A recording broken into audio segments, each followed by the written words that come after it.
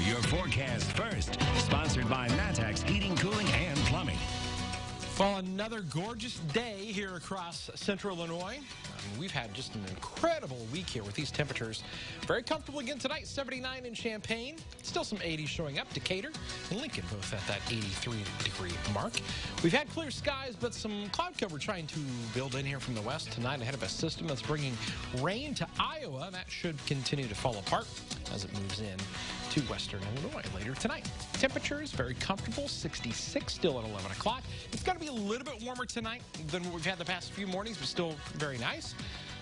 But tomorrow starts kind of the turning point where the heat and humidity will return. We'll show you how high we get this weekend coming up. WCIA 3 News starts right now. Now from WCIA 3 News. They have a responsibility to keep their kitchens clean. But in some cases, that's not happening. Why one health department says people might be noticing a pattern. This pool is once again open for business. We'll tell you why it was closed in the first place. And it's supposed to be an easy ride, but this Ferris wheel ended up being more frightening for those on board. You're watching your local news leader. This is WCIA 3 News at 6. We keep track of what's being closed. He keeps track of closing restaurants because he says he's noticed a trend. But the health department says they're keeping track, too. Good evening. I'm Paul Cicchini. And I'm Jessica Coons. Jennifer is off tonight. Several Decatur businesses have temporarily closed this year because they were considered hazards. Some people say it seems like restaurants can't seem to keep their doors open. But the Macon County Health Department says things aren't always as they appear. WCIA 3's Jamie Mays is in our newsroom tonight. So, Jamie, how common is it for the health department to close a place? Jessica, the environmental practitioner says it all just depends. They look at restaurants individually for issues with food or appearance of the building, and it's their job to go out and make sure establishments clean up.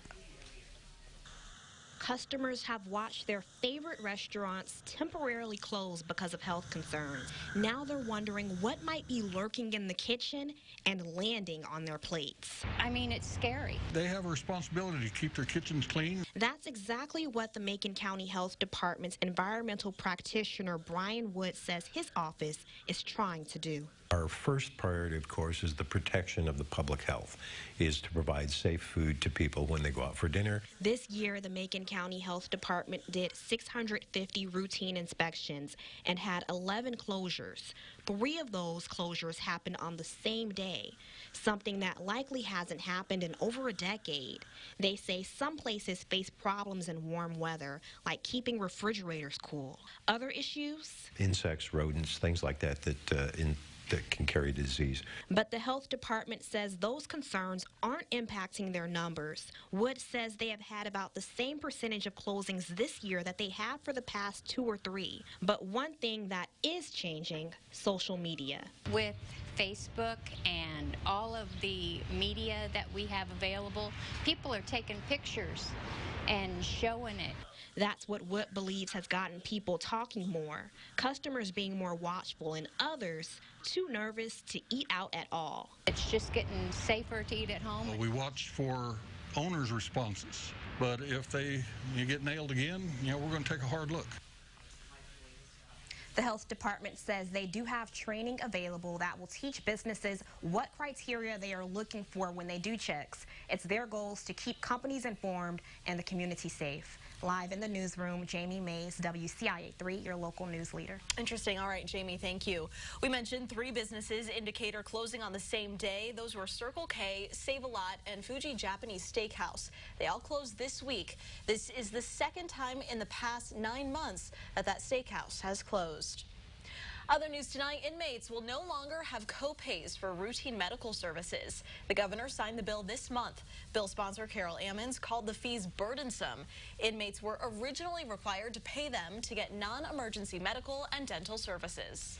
A man in Decatur was arrested after he threatened another man with a sword. It happened near West Cerro Gordo Street and Oakland Avenue. Police say the intoxicated man approached the victim while holding that sword. No one was hurt. The suspect was arrested for aggravated assault with a deadly weapon. Thousands are being held in detention centers on the U.S.-Mexico border. This weekend, a protest will be held for the children there. It will be held outside the Champaign County Courthouse. Local activist groups will try and spend the night under the same conditions as those in detention centers. It's sponsored by CU Friends and Allies of Immigrants and Refugees. They want to make sure the public doesn't forget about their situation. I think we are getting so cold through this issue because we keep getting information, and I think people are getting really cold about the idea of, they're forgetting that these are human beings, that these are children.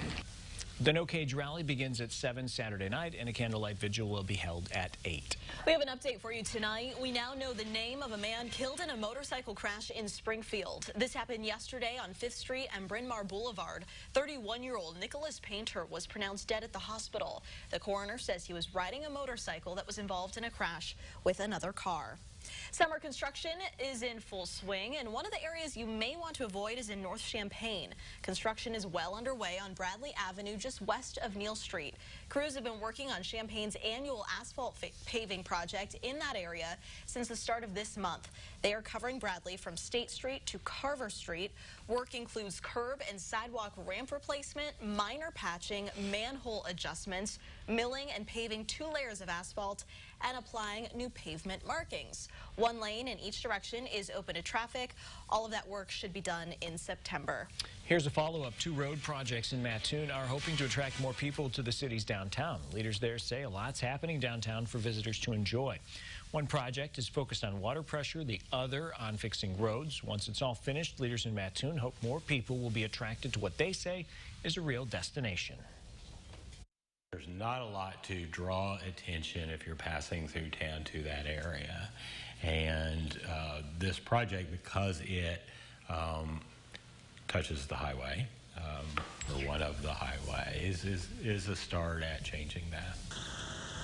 The water main project will be done in about a week. On the other hand, this is the first of 5 phases of street improvements. This phase will finish in November. Each phase will take about a year.